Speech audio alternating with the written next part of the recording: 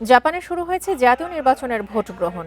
রোববার স্থানীয় সময় সকাল ৮টা থেকে শুরু হয়ে ভোট গ্রহণ চলবে রাত ৮টা পর্যন্ত। নির্বাচনে সংসদের নিম্নকক্ষের ৪৬৫ আসনের জন্য ১,২৮৪ প্রার্থী লড়াই করছেন। ২ বছরের মধ্যে এটি দেশটির দ্বিতীয় জাতীয় নির্বাচন। ২৩শে জানুয়ারি পার্লামেন্ট ভেঙে দিয়ে আগাম নির্বাচনের ঘোষণা দেন প্রধানমন্ত্রী সানাই তাকাইচি। গত বছরের অক্টোবরে জাপানের প্রথম নারী প্রধানমন্ত্রী হিসেবে দায়িত্ব নেন তাকাইচি। তিনি এমন সময় দায়িত্ব নেন যখন পার্লামেন্টে তার দল লিবারেল ডেমোক্রেটিক পার্টির সামান্য ব্যবধানে সংখ্যাগরিষ্ঠতা ছিল।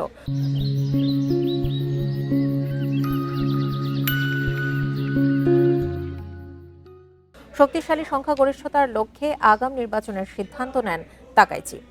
প্রধানমন্ত্রী তাকাইচির ক্ষমতাসীন লিবারেল ডেমোক্রেটিক পার্টির সঙ্গে মূল লড়াই হবে জাপান ইনোভেশন পার্টির। জরিপ বলছে বড় ব্যবধানে জয়ী হতে যাচ্ছেন ক্ষমতাসীন দল লিবারেল ডেমোক্রেটিক পার্টি।